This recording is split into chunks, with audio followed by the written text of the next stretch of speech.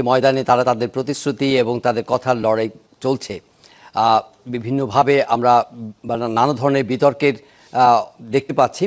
যেমন নির্বাচন কমিশন পক্ষ থেকে নির্বাচনে যে পরিবেশ রচনা করবার জন্য যে সিদ্ধান্তগুলো তারা নিয়েছেন, সেখান থেকে কখনো তারা এগোচ্ছেন, কখনো তারা পিছোচ্ছেন। ইতিমধ্যে আমরা জেনেছি যে সাংবাদিক পর্যবেক্ষকদের মোবাইল ফোন নিয়ে ভোট কেন্দ্রে যেতে যে বাধা দেওয়ার কথা তারা বলেছিলেন, সেটা তারা রাখছেন না।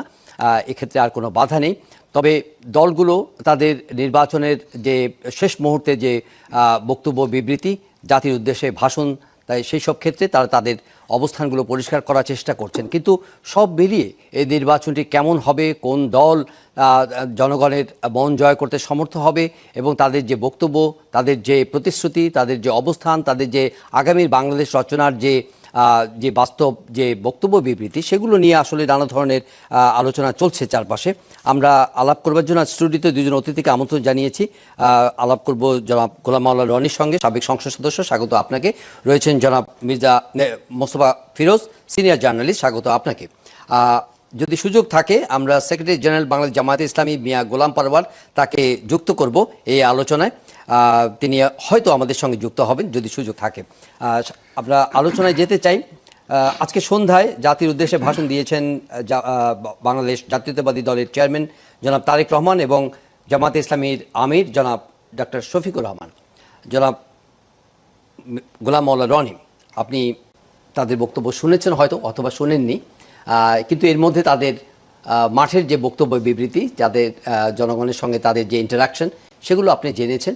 নানা ধরনের বিষয় আসছে, নির্বাচনের খুব কাছাকাছি আমরা এই সময়ে।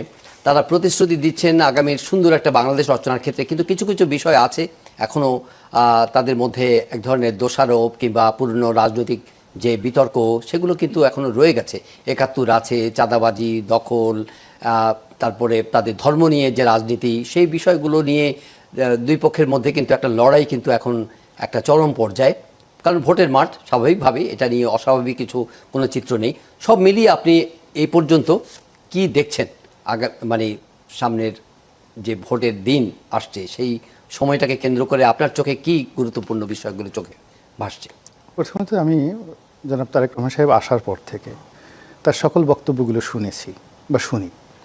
এই কারণ হলো যে বিএনপির 35% যারা সাপোর্টার, তারা তো মনে করেন বা স্বপ্ন দেখেন যে তিনি হবেন প্রধানমন্ত্রী।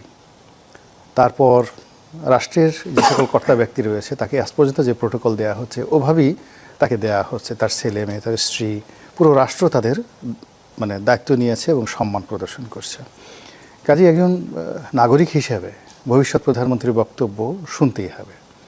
অন্যদিকে আমিরে জামাত, যেখানে আমেরিকা বলছে, অন্যান্য কৌশলগত রাষ্ট্রগুলো বলছে যে এবার জামাতের ক্ষমতা আসার বিপুল সম্ভাবনা রয়েছে।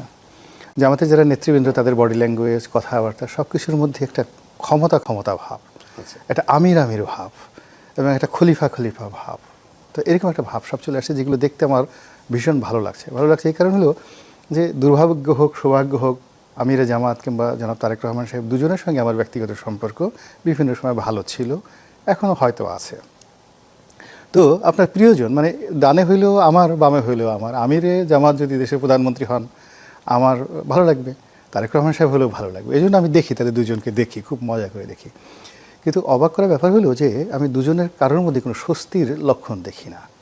আমরা তাদেরকে প্রধানমন্ত্রী বানিয়ে লাফাচ্ছি, কিন্তু তাদের দুজনের মধ্যে কোনো শান্তি দেখতে পাচ্ছি না।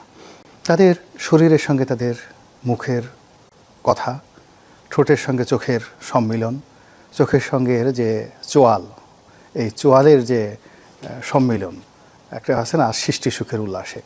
যখন আপনি কোনো কিছু সৃষ্টি করবেন তখন আপনার দেহ মনে একটা পুরো কাজ করে যাবে, উল্লাস কাজ করে যাবে।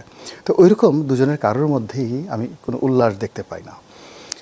তাদের কাউকে দেখে মনে হয় না যে অ্যাসার্টিভ কোনো কিছু রয়েছে, এবং তারা কনসিস্টেন্সি, যেটাকে বলা ইংরেজিতে, ধারাবাহিকভাবে তাদের যে বক্তব্য, চিন্তা চেতনা, তারা গত 17 মাসে স্বাভাবিক রাখতে পেরেছেন এবং আগামী 17 মাস তারা এই ধারাবাহিকতা বজায় রাখবেন।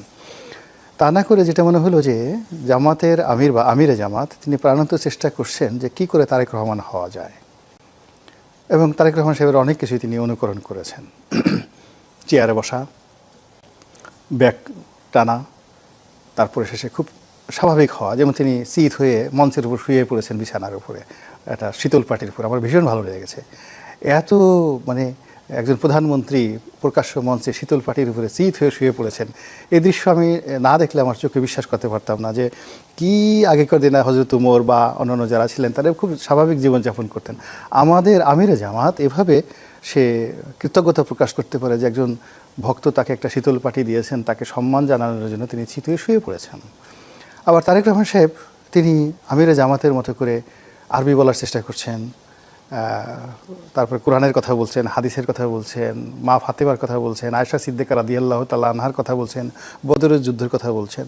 তো এই যে একজন আরেকজন হওয়ার চেষ্টা, এটা মানে রাজনীতিতে কুলক্ষণ, অশনি সংকেত। রাজার যে নীতি থাকবে সেটা হলো যে সে সবার চেয়ে ব্যতিক্রম। Leader means a combination of many people, a thousands of people, লক্ষ লক্ষ মানুষের চিন্তা চেতনা ধ্যান ধারণা তিনি ধারণ করবেন এবং সারা পৃথিবী তাকে নিয়ে কী চিন্তা করছে কী বলছে ডাজ নট ম্যাটার, সে তার মতো করে সে এগিয়ে যাবে, কথা বলবে, সে মানে তার উদারতা, তার বেয়াদবি, তার সমস্ত কিছু থাকবে অনন্য। Leader is leader, just like Julius Caesar, Napoleon Bonaparte, সারা দুনিয়া কি মনে করলো না করলো সে তার কাঙ্ক্ষিত মাকামে পৌঁছানোর জন্য চেষ্টা করবেন। কিন্তু এখানে সেটা মনে হচ্ছে না বর্তমান যে দেশের প্রধান দুটো নেতা, এবং এটা জানাতেন না। আপনি চিন্তা করেন আমরা সুলতান সুলেমানকে মানে খুব ফলো করি যে দীপ্তি টিভির নাটকের কারণে।